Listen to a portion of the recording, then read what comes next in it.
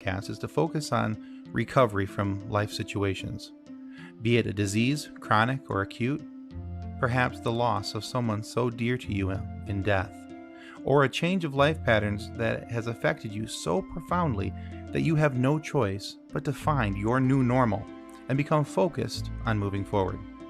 Each episode is designed to show the positivity that people bring to each and every one of their stories, the successes they've had, ways that they have become so definitively focused on moving forward. We look forward to sharing their stories, and we hope that they inspire you just as much as they have inspired us. Thanks for listening, and enjoy the show. Hey everybody, welcome to Focused on Forward, our Friday live edition. So sorry about that for those of you who were watching and got so rudely kicked to the curb because I couldn't help myself by double clicking a button that I shouldn't have double clicked. So you gotta love live shows and technical difficulties. It makes for all the fun. So my apologies, but hope you guys are able to stick around. We've got a great show in store for you tonight. We've got Anne waiting for us in the green room. Anne is an author, has a wonderful book for us to talk about tonight. And matter of fact, there it goes across the bottom of the screen. That's not the full title of the book, but you'll get that in just a moment. But before we bring Anne back out of the green room, want to say a quick thank you to our sponsors. So please watch the following video. Since 1982, Vital Signs and Graphics has been helping professionals with all their image, logo, and design needs. Perhaps you're looking for signs and banners, truck and trailer lettering, business cards, brochures, or other image and marketing aids. Vital Signs and Graphics in-house design studio has you covered. From logos to apparel, start to finish, Vital Signs and Graphics has everything you need to look and feel professional. Call Rick at 231-652-3300. He'll get you noticed. Okay, so that's Vital Signs and Graphics. A big thank you to them for the support that they give us. And so if you're looking for logo and design and graphic needs, please give Rick a call, 231-652-3300. Tell him that Focused on Forward sent you. Okay, guys, it's time to bring out our guest of honor. We're going to bring out Anne with us, and we're going to talk about her backstory, her journey through life, and how that led her to becoming an author. So, Anne, thank you for joining us tonight on Focused on Forward. Thanks for having me. I'm so excited. Round two, second try. Okay. Exactly. It wouldn't be a live show if something didn't go wrong. As much as many times as I've done this, with both on this podcast and on Funny Science Fiction, I always seem to find a new and fun way to have fun with a live broadcast. So, anyway, as a reminder to everybody in the audience and those who are watching, if you're watching through Facebook, please allow StreamYard to have access to your information so that if you ask Anne a question, we see it come through with your name and likeness instead of just good old-fashioned Facebook user. That way we can, you'll know that we're answering your question at that time. But any questions that you have for either Anne or myself, we'll make sure that those get up on the screen, and we'll do our best to answer as many as we can. But we welcome any and all interactions. So, all right, Anne. So again, thank you. I appreciate your patience and doing this, and I appreciate you being willing to come on and talk about your story, because I'm really interested to see how you went from being someone who was battling with some mental health issues to the point of writing a book about films and how that affects our mental health. So I'm excited for that journey and how this all takes place. So please walk us through it. Sure. Well, I've always been a writer ever since I was a little kid. I've always loved to write. So that's always been there for me and something I've always been able to tap into. But as far as writing this particular book and deciding to write the book about this subject, I was in training to be something called a peer support specialist, which is somebody who has mental health and or substance abuse issues, being a mentor, coach, support for people who have similar issues. And I saw, I was reading about self care, and it was talking about humor, and it was talking about how comedy movies could be a form of self care. And I thought, oh my gosh, that's what I've been doing my entire life ever since I was a little kid. Because I've been struggling with depression. I have bipolar disorder and generalized anxiety disorder, but I've been struggling with depression since I was 10 years old. Okay. So that sort of made a light bulb in my head go off. And then a few years after that, I had gotten burnt out on being a peer support specialist and being in the mental health field. I wanted to do something where I could at least be on the periphery of mental health. So I decided I wanted to write this book and write it about the two things that are most important to me, or two of the most important things to me, which is mental health and movies. Okay. So you said you started back, or were you diagnosed at 10 years old with depression? No, I started suffering with depression when I was 10. I didn't tell anybody about it until I was 18. Okay. And then I got diagnosed with depression at 18, and then bipolar disorder at age 22, along with generalized anxiety disorder. Okay. So out of curiosity, because I know that I think I don't want to put you on the spot with this Sure. question, but why did you delay in telling somebody about your depression? Well, I think part of it is, I felt like there was something wrong with me that, Okay. I didn't, I felt like that it was deficient within myself, and that it was something that like I needed to take care of, or I needed to correct. This is all not, what's actually true. This was just what was going on in my head. There's a history of mental health in the family, Okay. mental health issues in the family, and I didn't want to like hurt my dad or anything like that, because I know he's gone through a lot of stuff with his parents, specifically his father. And I just, I don't know. I was ashamed. I was afraid, and I didn't want anyone to think differently of me, I guess. Okay. Well, that's not uncommon because people who are going through mental health issues, whether it's anxiety, whether it's depression, bipolar, whatever they may be dealing with at that point, there's a stigma attached to all of those. Exactly. And I don't And feel that way anymore. awesome. That's awesome. Okay. We do have a question here from Ron. And Ron was wondering about your upbringing, if you're willing to talk about your family if comfortable. Sure. Yeah, no, my parents are amazing. They've been really great, very supportive. I've got my sister is awesome. I actually wrote the book talking about a lot of the movies that we loved to watch growing up. So I'm very lucky to have parents who are very supportive. Okay, awesome. Now we've been referencing the book, so I'm gonna bring this up on the screen real quick. If you're interested in her book, which it's pretty cool. And now for those of you who know, I host this podcast, and I also host or co-host, I should say, with a couple of my friends, another show called the Funny Science Fiction Podcast. We talk a lot about movies and TV shows, and we all have ones that are deep, close to our hearts. But this book, it really speaks to me in a lot of different ways. And the one thing so that it just comes right out, and you feel like you're in a movie theater before you even start reading it because of the cover, and I love that. But it's called Our Favorite Movies: How Films Affect Our Mental Health. And so what I thought I would do is there's a description here about the book. Now you can find this on Amazon for it looks like $17.99. You can also get it on your Kindle. There's a lot of different ways for you to be able to read this. But I love this introduction. It says, research has shown that movies with positive messages can make us stronger, kinder, and more empathetic people. They can heal us, uplift us, and allow us a safe way to work through our struggles. In addition, watching movies with loved ones can foster deep emotional connection. Author Anne Feustel discovered over 15 years ago that watching one of her favorite movies of all time, The Princess Bride, dramatically improved her mental health during a manic episode. Happily, she was transported to a magical realm where her symptoms couldn't follow. It became her go-to movie when she was struggling with mania, depression, or anxiety.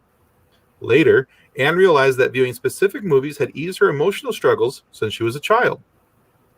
Anne shares stories from her mental health journey, explores the history of cinematherapy as a tool to create healthy coping skills and sustain personal growth.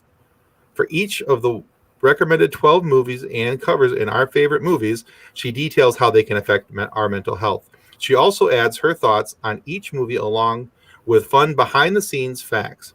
Her selections include Inside Out, When Harry Met Sally, Fried Green Tomatoes, and The Princess Bride.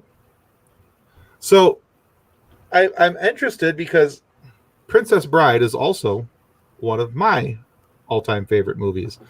So what was it about Princess Bride that spoke to you and reached out to you and made it to be the movie that kind of sounds like it, gave you the impetus to get this going? Sure.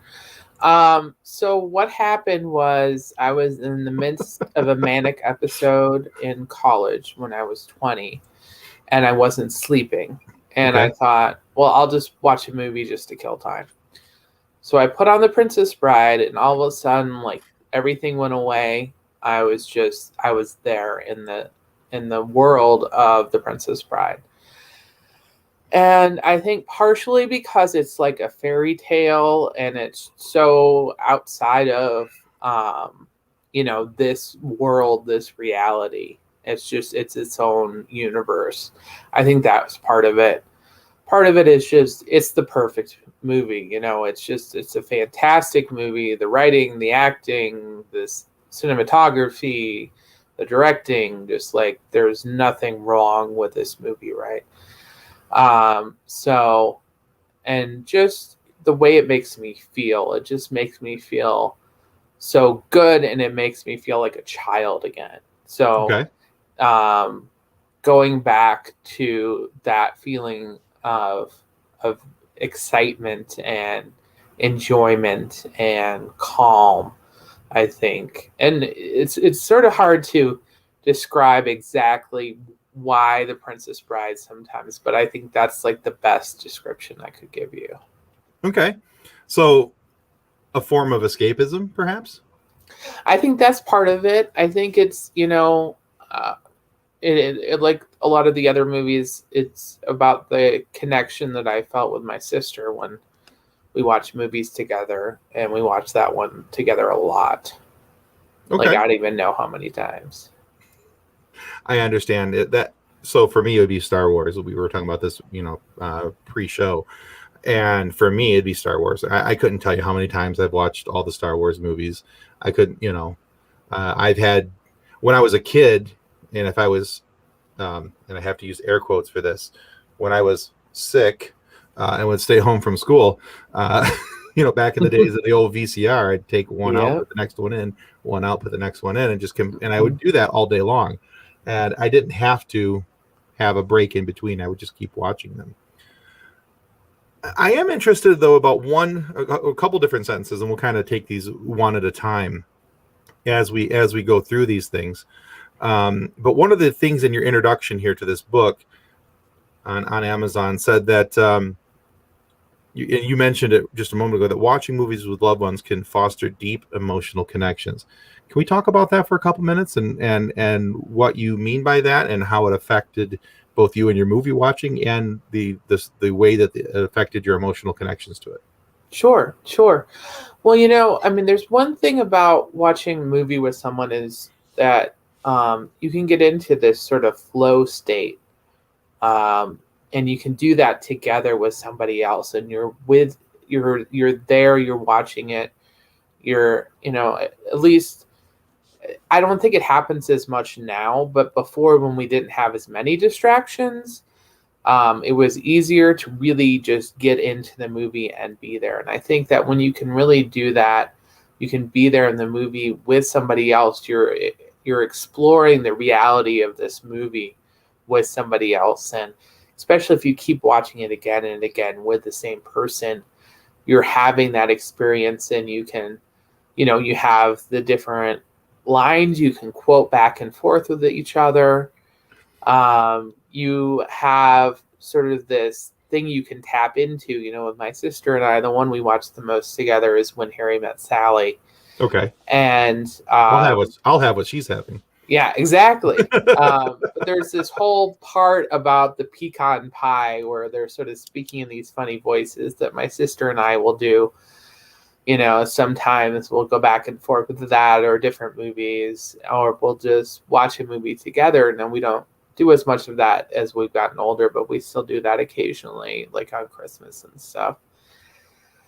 So, but there's that connection. And I think you can also feel an emotional connection with people if you go to the movie theater. Now, that's not as safe as it used to be, but I think that when you laugh together at the same time at something, I think there's something there. Right. And it's interesting that you mentioned that, because one of the last movies I saw in the theater before all of this, I think, was Marvel's Endgame for the Oh, okay. Avengers.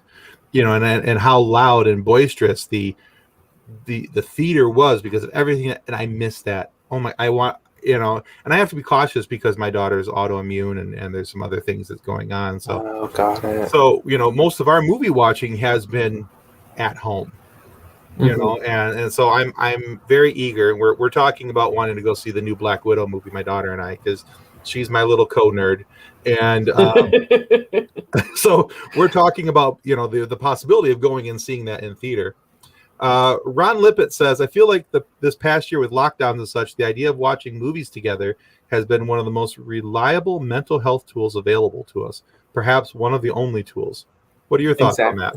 No, I think it's completely true. I think people have really been tapping into movies, and I've seen pieces. I think there was a New York Times piece about how much comfort movies help us in times of great stress. Because the movies that we go to over and over are the movies where we don't have to worry about what's going to happen. There is a little bit of stress when you watch a movie where you don't know what's going to happen. I'm not a huge amount of stress, but there's something that, that you're on the edge of your seat, right? What is that? Right. Use that phrase. Will they or won't they? Is it going to be a good or bad ending, or is it going to be a neutral? But that is for sure. And it's a relatively easy thing to do, is go watch a movie. Like there's a lot of things that are expensive or hard to do that are self-care tools. But watching a movie, it's either $0 or, whatever it costs for streaming or whatnot. Right. No, I get that. Okay. Very good. All right. We have another comment and a question here, actually, from JC. And this is a good question. He says, do you believe that the fantasy aspect of romance movies can hurt your relationship as well? I'd like to know more about, is that like the fact that the romance isn't realistic in a lot of like the relationships aren't realistic? Do you think that's what he means? Yeah, I think so, because typically there's a lot of like the fantasy novels, the fantasy those fantasy romance movies can put undue expectations of what a relationship could or should be. I think maybe that's what JC's referring to. Yeah, no, I would agree with that. I think that there are definitely movies out there that send messages that are not helpful and can be even toxic. So I think it depends on the movie, but so there are definitely romantic comedies and dramas out there who are not beneficial. I'm thinking like Twilight and things like that. Sure. JC followed up with saying, in the sense of looking at what your relationship is lacking. Oh, okay. So that's a completely different way. I'm glad that he did that. Yeah. Looking at whether relationship is lacking, I think a lot of people will compare themselves to a movie or to different media and say, well, why don't I get to have that? Or isn't that what I'm supposed to be? Isn't that the way I'm supposed to be? Or isn't that way our relationship is supposed to be? So I Okay. think that can be a negative. Yeah. Okay. And Ron also makes a statement on here. Ron says, I also feel like the movie Cats did more for my mental health in terms of sheer laughter and ridicule that I have the film producers to thank for many years to come. Oh my goodness. Ron, you brought up Cats. That's a 10-minute banning. Ron was just on my Funny Science Fiction podcast, our live show this past week, and Okay. so he's a good dude. But that's a banning, Ron. That's a banning. Okay, so yeah, so there's a lot of different ways that we can see from this. There's a lot of different ways that movies can impact our emotional connections, the way that we our memories trigger our memories and things along those lines. Another thing that I thought I wanted to talk to you about here is that you said that the viewing specific movies eased your emotional struggles. In what ways was it easing your emotional struggle? I think that we touched on this um, a little bit, earlier. But what was it about certain movies that was easing your struggles? Sure. Um, so I'll go to Inside Out, which now I use Inside Out and The Princess Bride as my go-to movies. Okay. Especially at 3 o'clock in the morning. But Inside Out, it eases my emotional struggles. So for those of you who haven't seen the movie, basically it's the story of an 11-year-old girl named Riley and the 5 basic emotions inside of her head: sadness, joy, fear, disgust, and anger. So sadness is actually my favorite character in the movie. And she's amazing. She's funny. She's sweet. She's empathetic.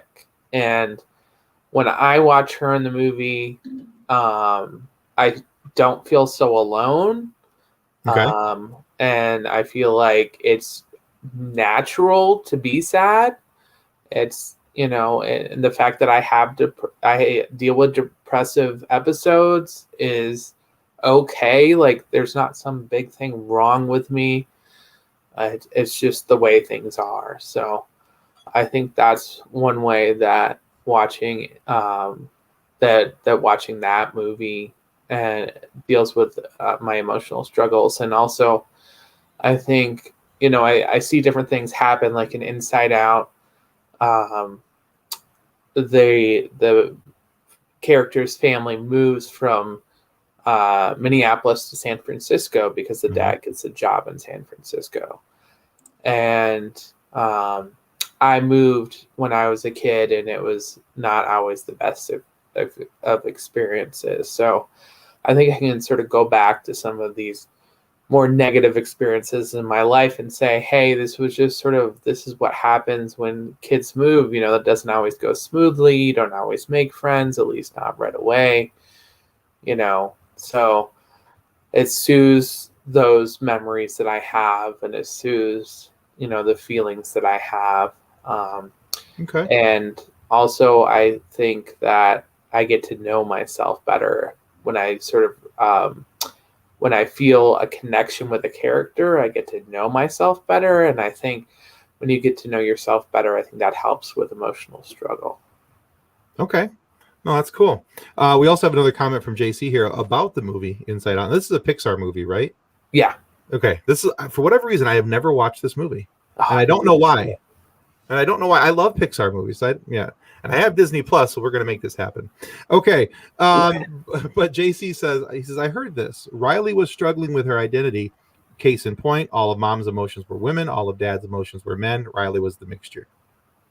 Did you hear anything about that, or do you understand what he's saying? Um, Sort of that. I think that's an interesting. I never really thought about that. The fact that, yeah, because 3 of the 5 emotions in Riley's head were played by, or are, male characters. So emotion isn't really a man, but they're voiced by male characters that look they're in the shape of men. Okay. So yeah, but I never really thought about that. That's a very interesting idea. She's thinking her identity is malleable, so therefore there are 2 characters who are, look like male characters. Okay. But I guess I don't really know if there's anything about that sort of is going to break loose in my mind. Other than that, that's an interesting point. Yeah. Yeah, I thought it was too. Okay. So let's move on a little bit here. You also talked about and I'm just kind of going through this paragraph because there were so many things in here where I was kind of preparing. I was like, oh, I want to ask her about that. Oh, I want to ask her about that because you had some really cool stuff in here. Um, and I'm trying to find the next point. Oh, here it is. You said that movies and using cinema therapy is what you called it as a tool to create healthy coping skills. So, what are some of the healthy coping skills that you've used or have used with movies to help create healthy coping skills for you? See, I can say it. I knew I can get the words out. So, just want to first of all, cinema therapy is basically um, a way to use watching movies as a form of therapy.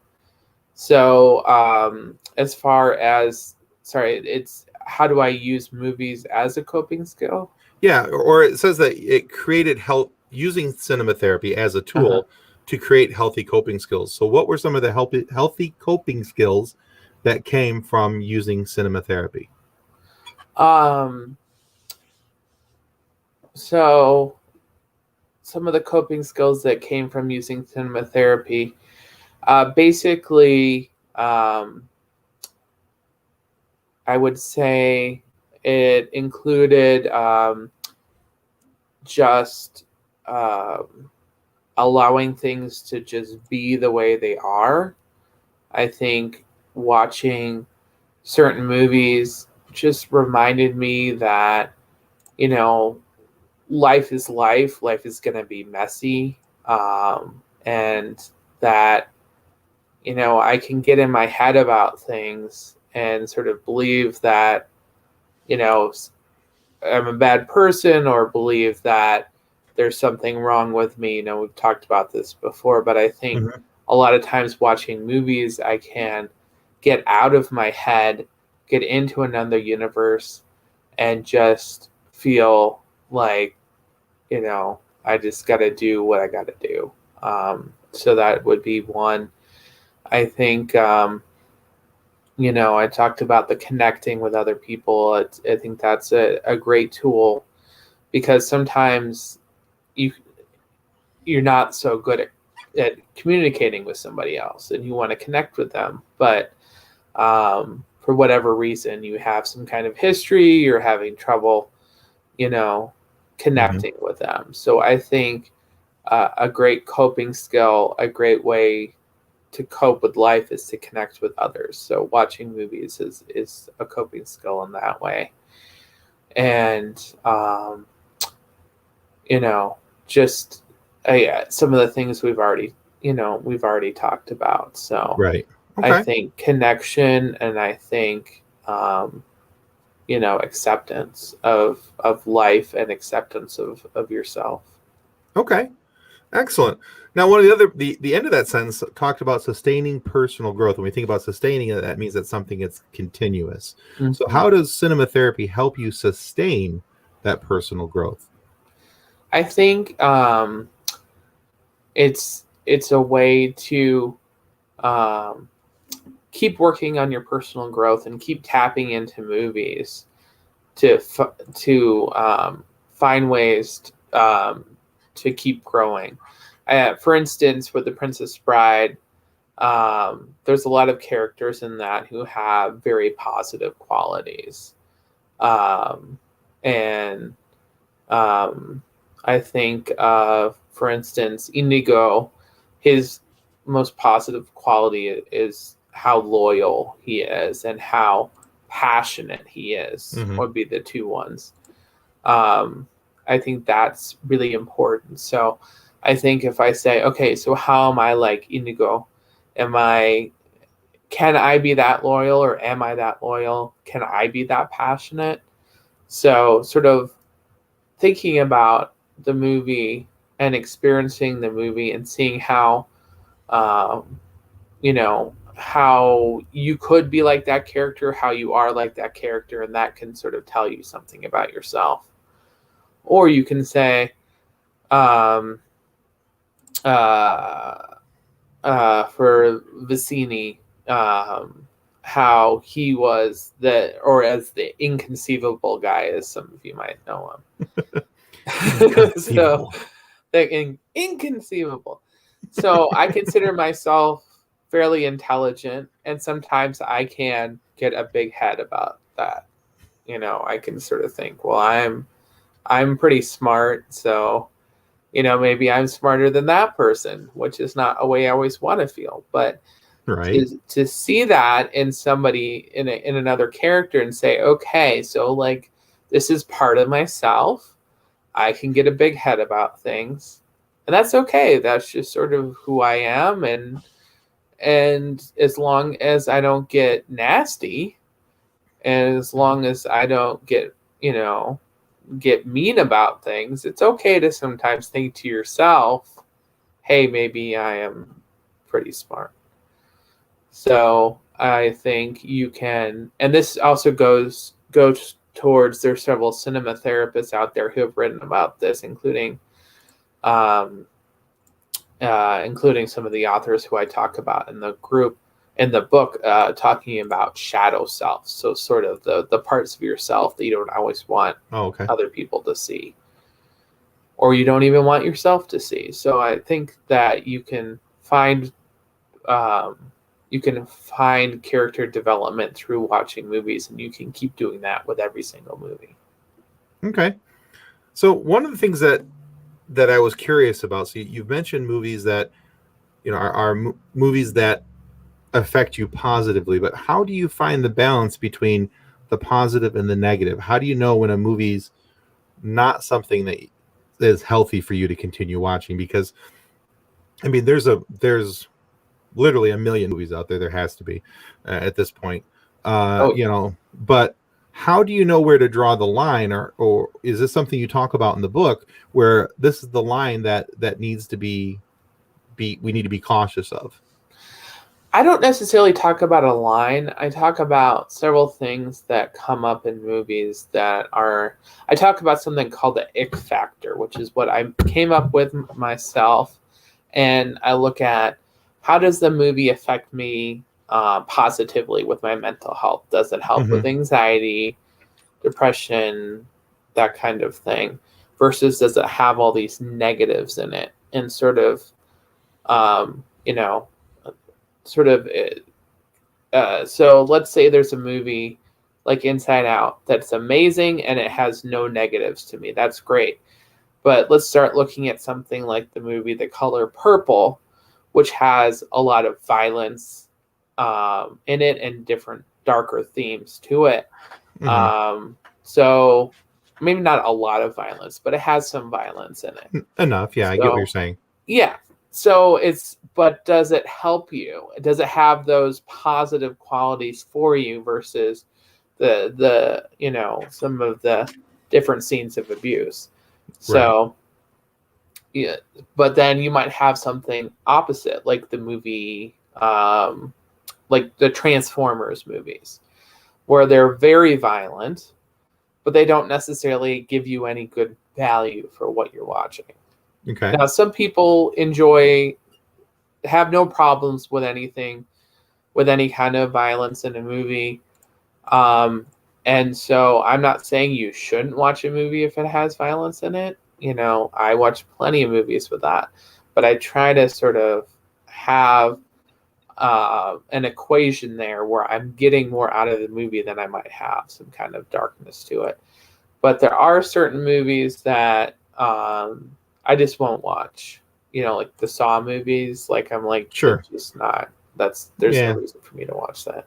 I've never been a horror fan myself, so the slash and gut, it really isn't going to be a thing for me. So okay. So yeah, so I was thinking about that, with the color purple, although important because of the topic and the social issues that need to be addressed, maybe that's not the time to watch it, as if you're having some of these issues. If you're looking for something that's going to help upbuild and elevate your, you know, your mental state. Right. Okay. All right. Yeah, because I was kind of curious about that because, you know, I was looking over the list of movies that are in here, and so, you know, Inside Out, Harry Met Sally, Fried Green Tomatoes, Princess Bride. All of these are, you know, I don't want to say they're happy-go-lucky movies. You know, Mhm. but you know, there's none of them that are, at least in this list. I haven't seen the entire list. I can't say what all the other movies are, but you know, uh, none of those were The Color Purple. That's why I was kind of curious where, you know, if there was a line where you say, you know, this is where to draw that line. So, okay. I think it's one of those that's so subjective, Oh, sure. Yeah. so subjective, and it's really the line is going to be different for every single person. Yeah. No, Um, I get that completely. You know, because the way that your depression affects you my depression is gonna affect me differently. You know, between, you know, then you throw in counseling and medications and anything else, and that's just, it's a whole different thing. Understood. Okay. So what are some of the other movies that are attached in this list of because it says there's 12 movies, and I think sure. we have 4 or 5 of them listed. Okay, let's see if I can do this. I don't have my book in front of me. I should have this memorized. So if I mess up, we'll see. So, okay, I got to We'll go only through. mostly hold it against you. Don't worry about Okay. So we got Inside Out, Eternal Sunshine of the Spotless Mind, Oh, okay. Fried Green Tomatoes, A League of Their Own, Oh, nice. Defending Your Life, Okay. Tommy Boy, Excellent. The Princess Bride, Okay. When Harry Met Sally, Joe versus the Volcano, Okay. Little Women, 1994 Mm-hmm. version, Contact, and there's a missing one in there, which I'm sure I'll think of in the middle of the night or when I look at the book next. But I think, That's okay. Half the yeah. movies you listed off there, as you're listing them off, I'm fighting every urge to like start just throwing lines out at you.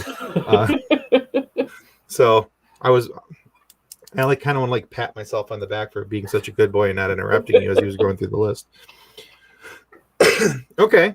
So other than those movies, now you mentioned Saw, like, you know, so is there one movie that you used to watch that you no longer do, that you've taken off the list? You know, because there's, you know, I find it, at least for me, because again, this is something I've been thinking about for over the last week, and you know, what movies affect me happily and I enjoy and things like that. But there's a few movies that I think that over time that you know, I just don't watch anymore. And it's not because they're bad movies, but just because they didn't provide value to me any longer. Especially when we're talking about this topic. So, are there ones that used to be in your list of like, yeah, let's grab that off the shelf, let's watch that, but aren't there so much anymore? So I talk not just about violence in the book, but also about things like racism, Okay, sexism, fat phobia, xenophobia, all of the sure. isms and phobias. And so one movie I don't watch anymore is 16 Candles, Oh, interesting. because Okay, you've got xenophobia in that. You got the character, the Long Duck Dong, where yeah, his race is a constant joke throughout it. sure, There's at least one gay slur in the movie.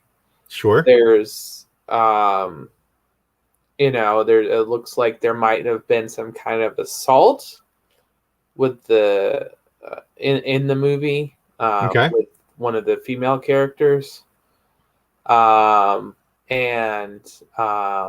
there's what's called ableism, or sort of it's discrimination against folks who have different kinds of disabilities, because there's a girl with a scoliosis brace who's constantly oh joked yeah, about, made yeah. fun She's of. kind of the butt of the joke there for a while. Exactly. So, and it just sort of the whole thing with the one female character being drunk and like given to one of the other characters. It's just, there's a lot of things in 16 Candles that are problematic. Yeah, I can see that. I honestly, a couple of those things I think I had kind of forgotten about. It's been so long since I've actually seen 16 Candles. But yeah, that was one of the things. Now that you mention it, I'm going to have to reconsider that. But I was actually quick just scanning through my list because there was one that movie that I have on my Vudu digital list of ones that I used to watch all the time. These are all my favorites, or used to be my favorites, or some of them, and I can't seem to find it. But most of my movies, and I'll be honest with you, most of my movies are sci-fi, superhero related. As most people can see from behind me, that's kind of where my leanings go quite regularly. Oh yeah, here it is. So I used to watch the movie The Italian Job, the more modern remake, Hmm. quite often. And it's not that it's a bad movie or that I think that there's anything wrong with it. It's just that I used to enjoy it because there was the Mini Cooper car chase thing inside the buildings, and a lot of it was filmed in Venice, and I thought that was Oh, kind of cool. And then I just stopped caring, and it no longer, it was one of those things where for me, you talk about, I didn't have that attachment to it anymore. So mm-hmm. it wasn't like if I put on a an Indiana Jones movie where I can sit down and watch those, all back to back, or Star Wars movies, or the new Star Trek movies. I can sit down and watch those anytime and have no problem with them. But yeah, Italian Job was one of them, and I actually also the movie Radio. I don't know if you ever saw that with Cuba Gooding Jr. and oh, I can't remember Ed. The other guy's name is Ed something, and I can't remember his name, but a white gentleman, balding. But between all the uh, issues circling around Cuba Gooding Jr. Was the sexual assault claims, and that, and the fact that he's a mentally challenged person is being picked on for a good portion of the movie, and I didn't like that portion of it. Kind of made me sad. So, but anyway, so you've got a really cool book here, and from what I haven't been able to read very much of it. I have looked over some of it, and I'm actually anxious to kind of go through the rest of it and finish it off. But I am a slow reader, mainly because I'm not a big fan of reading, so I have to sit down and do it in chunks. Um, I'll be completely honest with you. It takes me, for what most, like my daughter, who can read, 3 books in a day. She says not quite, but 3. That's what I always say. That what would take her to read 3 books, I might get a third of a book done. So just a little slower for me. So one of the things that I want to make sure that I ask you, because I ask everybody who's ever been on my show these following 2 questions, and it has to do with your story, with Anne's journey in life. Okay. Okay. All right. So looking back over the entirety of your journey, what's the single greatest lesson that you have learned? Wow. It pays to be kind. It Okay. pays in the sense not that it helps you, it helps everybody else. It's beneficial to your mental health, it's beneficial to their mental health, it's beneficial to the universe. So, it pays to be kind. Okay.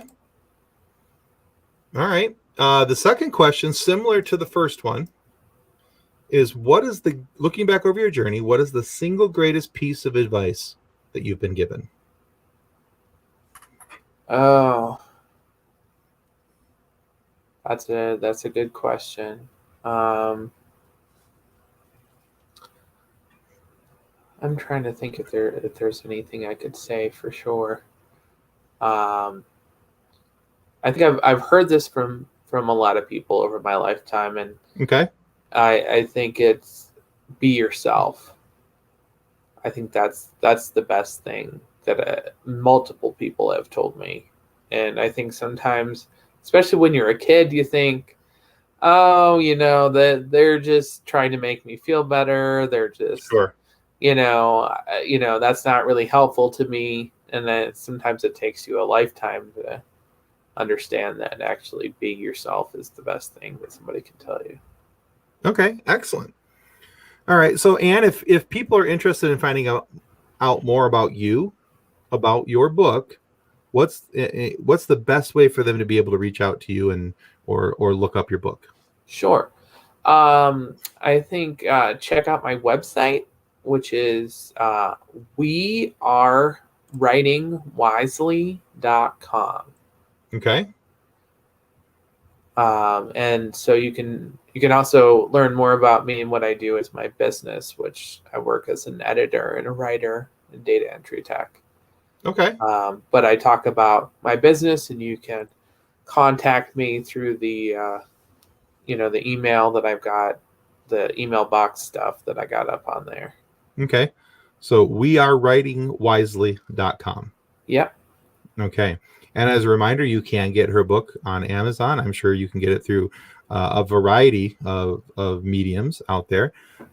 So if there's on Amazon, I think it has 10 reviews right now, and all of them are 5 stars. And on Goodread, it has 5 ratings, and it's a 4-star rating on there. You had one salty person. That's going to happen. I know. I was like, really? You gotta be salty, huh? Okay. Yeah. Some people just can't help themselves. But again, Anne's book is entitled "Our Favorite Movies: How Films Affect Our Mental Health." So this is a very interesting topic. I love being able to talk about movies at any time that I can. And so having you on, Anne, has been a pleasure. I've been excited about this topic, and you certainly have not disappointed in that regard. So Thank you for giving me the opportunity to be on this podcast. I really had a lot of fun. yeah, excellent. And before I let you go, I have to ask, other than the movies listed, what's one recommendation of a movie that you think people should watch? The Fifth Element. Oh, see, Anne, I knew I was going to like you. I knew it. Yeah, it's a great sci-fi movie. It's hilarious. It's got fantastic, lines, directing, cinematography, everything. Bruce Willis, go see it. Yeah, absolutely. I can't agree with you more. That is, see, to me, that is almost the perfect movie. Between that, Matt and Princess Bride, they're right up there. Clearly behind Star Wars, but they're right up there. So, okay. Well, Anne, again, thank you so much. And everybody, we have to end here. We started a couple minutes late because one of us had sticky fingers on the end broadcast button. I won't say who that was, but it was me. And I just want to say thank you, Anne, for your time. And please go check out her book, Our Favorite Films: How Films Affect Our Mental Health. And again, you can find her on wearewritingwisely.com. Again, Anne, thank you. Thanks. And thank you to everyone for watching and participating. And thank you to everyone for their questions who wrote in. All right, guys, that's going to conclude us tonight for Focused on Forward. Well, that concludes another episode of Focused on Forward. To be a guest of Focused on Forward, you can reach us through Twitter at podcastfof, through our Facebook page named Focused on Forward, or through email focusedonforward@gmail.com. We look forward to hearing each and every one of your stories that has yet to be told. So until then, be safe, be kind, and be loving to one another as you stay focused on forward.